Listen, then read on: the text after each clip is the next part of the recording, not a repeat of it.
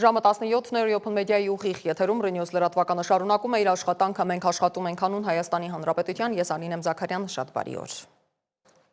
Կառուցելով խաղաղություն և բազմակողմանի համագործակցություն խորագրով Օրբելի 2025 համաժողովն է մեկնարկել Երևանում։ Համաժողովին մասնակցում են ներկայացուցիչներ հարևան բոլոր երկրներից, Միացյալ Նահանգներից, Ռուսաստանից, Արաբական Միացյալ Էմիրություններից, Չինաստանից և այլ պետություններից։ Մասնակիցների թվում է նաև Թուրքիայի խորհրդարանի նախկին անդամ Կարո Փայլանը։ Վարչապետ Նիկոլ Փաշինյանը նույնպես մասնակցում է համաժողովին, նա մեկնաբանել է Ալիևի հայտարարությունը, որում վերջինս Սևանա լիճը գյոյչա է կոչել։ Փաշինյանն ասում էր, հապա ինչու է մեր ազգային ժողովի սեղաններին Արցախի դրոշը։ Նկատենք, որ երկրի ընդդիմությունն ու հարևան երկրի առաջին դեմքը նույն հարթության վրա չեն։ Նույն տրամաբանությամբ, երբ որ Ադրբեջանը բան անենք, մոնիտորինգ անենք, Ադրբեջանում կարծիքները եւ այլն, ժամանակ առ ժամանակ ներկայացնում են թե ինչ զեկույցներ կա։ Օրինակ, Ադրբեջանում այսպիսի դիսկուրս կա, ասում են Հայաստանը ճիշտ չի ասում, կեղծում են, որ տարածքային ամբողջականությունը ճանաչել են Ադրբեջանի։ Ոնց են հիմնավորում, ասում են, բա ինչի՞ է միջև մի ազգային ժողովում Լեռնային Ղարաբաղի դրոշները դրած։ Իրենց ընկալումն է։ Ասում են, դե եկեք մենք որ իրանք տենց է, եկեք մենք ասենք գյոյչա։ Տեղել ասում են, դե որ ասին գյոյչա, եկեք ասենք բան։ Գանձակ ասենք, եկեք ասենք կովսական, եկեք ասենք քաշաթաղ։ Իրանք ասում են, տեսեք ասցին ջրական։ Եկեք ասենք, որ Երևանը հին ադրբեջանական քաղաք է։ Ու ասում են Երևանը հին ադրբեջանական քաղաք է։ Այնտեղ նայում են, ստեղ նայում են, ասում են, տեսեք ասցին Երևանը հին ադրբեջանական քաղաք է։ Եկեք հիշենք, որ Արամյանցն ու Մանթաշյանն են Բաքվի նավթի տերը։ Ազգային ժողովում քննարկում են կրթության, գիտության, մշակույթի և սպորտի նախարարության բյուջեն։ Իրավիճակը ներկայացնելով նախարար Ժաննա Անդրեասյանն ընդգծել է, մինչև տարեվերջ շահագործման կհանձնվի ևս 50 դպրոց։ Իսկ 2026 թվականի դեկտեմբերի 1-ի դրությամբ պատրաստ կլինի 308 դպրոց։ Ծիծեռնակաբերդ հուշահամալիրի վերանորոգման աշխատանքներն էլ ըստ նախարարի մինչև ապրիլ ավարտված կլինեն։ Ժաննա Անդրեասյանն անդրադարձել է նաև ԵՊՀ-ից հեռացված դասախոսի աղմկահարույց պատմությանը, ասում է վերջինս լսարան է մտել այլ օրակարգով։ Մենք հիշեցնենք, որ դասախոսը պնդում է, թե իրեն հեռացրել են ազգային ժողովի իշխանական պատգամավորի մեկ զանգով, որովհետև ժարգոնային բառ է օգտագործել Հայաստանի պետական համակարգեր դասն ավելի պատկերավոր բացատրելու համար։ Կարծում է, որ իր ուսանողը պատմել է պատգամավոր մայրիկին։ Իմ ունեցած տեղեկություններով խոսքը մեկ միջադեպի մասին չի, այլ խոսքը շարունակական վարքի մասին է, եւ ես կարծում եմ, որ ուսանողները բավարար հասուն մարդիկ են գնահատելու իրենց մատուցվող նյութի բովանդակությունը եւ նպատակը։ Եվ ամենևին չեմ կարծում, որ կարելի է հեշտությամբ մանիպուլացնել մեր սովորողներին։ Եվ չեմ կարծում, որ դասախոսները պետք է զբաղվեն դրանով։ Գեղարքունիքի մարզպետի աշխատակազմի նախաձեռնությամբ խնամակալության և հոգաբարձության մարմինը հրատապ նիստ է հրավիրել քննարկելու երեքամյա Տիգրանի ծնողներին ծնողական իրավունքից զրկելու և երեխաների հետագա խնամքի հարցը։ Մարզպետարանի աշխատակից Մամիկոն Գալոյանը News AM-ին հայտնել է, որ նիստին կմասնակցեն երեխաների պաշտպանությամբ զբաղվող բոլոր կազմակերպությունների, դպրոցի, ոստիկանության, միասնական սոցիալական ծառայության ներկայացուցիչները։ Օրակարգում է նաև երեխաների հետագա խնամքի հարցը։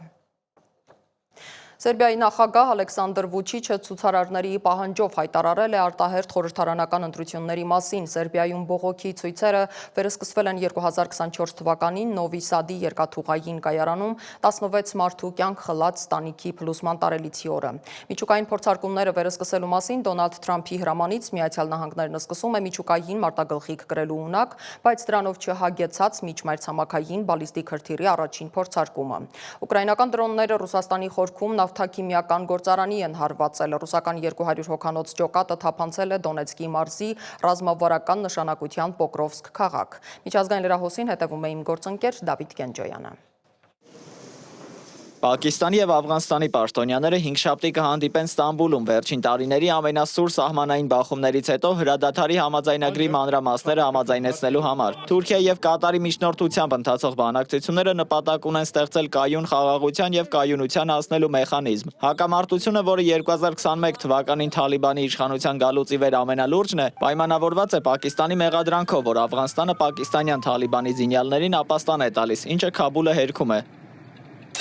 Դոնեցկի մարզի Պոկրովսկ քաղաքի համար պայքարը թեժացել է, քանի որ ռուսական ուժերը պնդում են, որ առաջ են շարժվում գրեթե ամբողջությամբ շրջապատված տրանսպորտային հանգույցի ներսում։ Ռուսաստանը կիրառում է փոքր ներթափանցող խմբեր եւ դրոններ, ուկրաինական մատակարարման գծերը խաթարելու եւ պաշտպանությունը թուլացնելու նպատակով։ Չնայած Ուկրաինայի նախագահ Վոլոդիմիր Զելենսկին հաստատում է կատաղի մարտերի փաստը, նրա զինվորականները հայտնում են ռուսական տասնյակ գրոհներ հաջողությամբ հետ մղելու մասին, ընդգծելով հակասական տեղեկությունները։ Քաղաքի գրավումը Ռուսաստանի համար կլինի կարևոր մարտավարական եւ քարոզչական հաղթանակ Դոնբասն ամբողջությամբ նվաճելու իր արշավի շրջանակում, սակայն վերլուծաբանները նշում են, որ Սլովյանսկն ու Կրամատորսկը մնում են Ուկրաինայի ամենակենսունակ հենակետերը տարածաշրջանում։ Ռոմի միջնադարյան Տորե դեի Կոնտի աշտարակը վերանորոգման ընթացքում 2 անգամ մասնակի փլուզվել է, ինչի հետևանքով վիրավորվել է 3 շինարար։ Երկրորդ փլուզումը տեղի է ունեցել Կոլիզեումի մոտ այն պահին, երբ փրշեջներն արդեն դեպքի վայրում էին, արձագանքելով առաջին միջադեպին, որի հետևանքով բանվորներից մեկը ծանր վնասվածքներով հոսպիտալացվել է։ 13-րդ դարում Ինոկենտիոս 3-րդ պապի ընտանիքի համար կառուցված աշտարակը վերականգնողական աշխատանքների պատճառով արդեն իսկ փակ էր։ Ներկայում արտակարգ իրավիճակների ծառայությունները գնահատում են կառույցի մնացած հատվածի կայունությունը։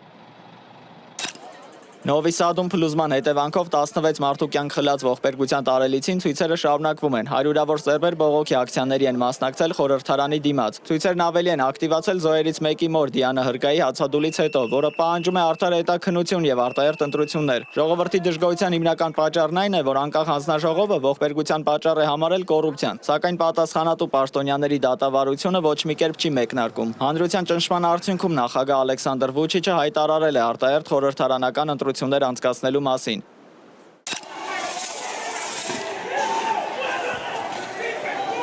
Մեքսիկայում զանգվածային բողոքի ցույցերի եւ ոստիկանության հետ բախումների պատճառ է դարձել Ուրուապանի քաղաքապետ Կառլոս Մանսոյի սպանությունը, որը հայտնի էր կազմակերպված հանցագործության դեմ իր պայքարով։ Նա սպանվել է մեռյալների օրվա տոնակատարության ժամանակ։ Ի պատասխան Մեքսիկայի նախագահ Կլաուդիա Շեյնբաումը դատապարտել է սպանությունը եւ հավաստիացրել, որ պատասխանատուներին գտնելու համար իրականացվում է լայնածավալ հետաքննություն, որի շրջանակում արդեն իսկ կան մեծ թվով ձերբակալվածներ։ Դավիթ Գենջոյան, Ռիոփն մեդիա։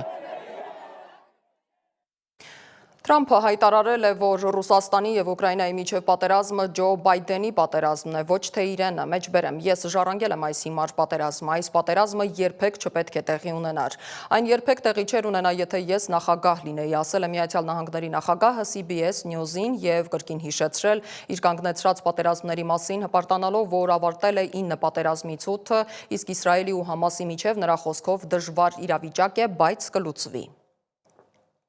Այս խաղաղասիրական հայտարարությունների ֆոնին Միացյալ Նահանգները շարունակում է հարվածային ուժեր կուտակել Վենեսուելայի ափերի մոտ։ Բազմաթիվ լրատվամիջոցների եւ Պենտագոնի տվյալներով Միացյալ Նահանգները պատրաստվում է ռազմական բախման Վենեսուելայի եւ նրա նախագահ Նիկոլաս Մադուրոյի հետ։ Դոնալդ Թրամփը հետևողականորեն պնդում է, որ իր կռիվը թմրամիջոցների կարտելների դեմ է, ոչ թե Վենեսուելայի կամ Կոլումբիայի։ Սեպտեմբերից ի վեր Միացյալ Նահանգների բանակի ստորաբաժանումներ են տեղակայում Կարիբյան ավազանի տարածաշրջանում, հիմնականում Սան Խուանի, Պուերտո Ռիկոյի եւ Գուանտանամոյի ծոցի ռազմակայաններում։ Այս ուժերը ներառում են մի քանի տորմիղներ, ժամանակակիցև 35 կործանիչներ եւ նորագույն մարտական անօդաչու թռչող սարքեր։ Սա ընդամենը ուժի ցուցադրություն է։ Մադուրոն պետք է հասկանա, որ Միացյալ Նահանգները պատրաստ է անհրաժեշտության դեպքում պատերազմը սկսել Վենեսուելայի հետ։ Պատերազմ, որում Վենեսուելան անպայման կպարտվի, նրա բանակը զգալիորեն ավելի թույլ է, հայտարարել է անվտանգության փորձագետ Պիտեր Նոյմանը։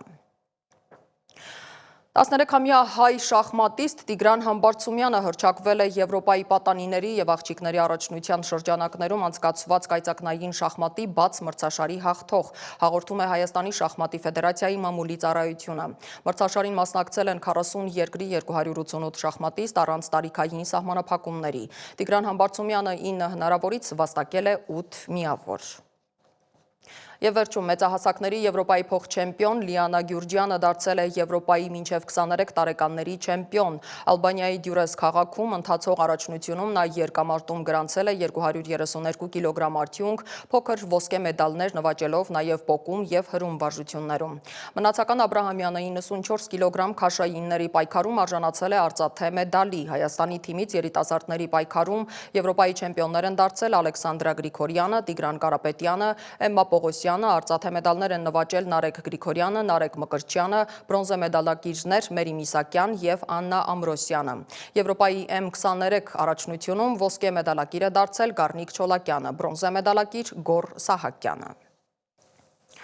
Այսքանը ենք պատրաստել այս ժամի համար, հիշեցնեմ, որ մեզ կարող եք գտնել սոցիալական բոլոր հարթակներում, մենք աշխատում ենք հանուն Հայաստանի Հանրապետության։ Ես Անին եմ Զաքարյան, ձեզ հրաժեշտ եմ տալիս, բարի ու խաղաղ երեկո բոլորիս, կհանդիպենք։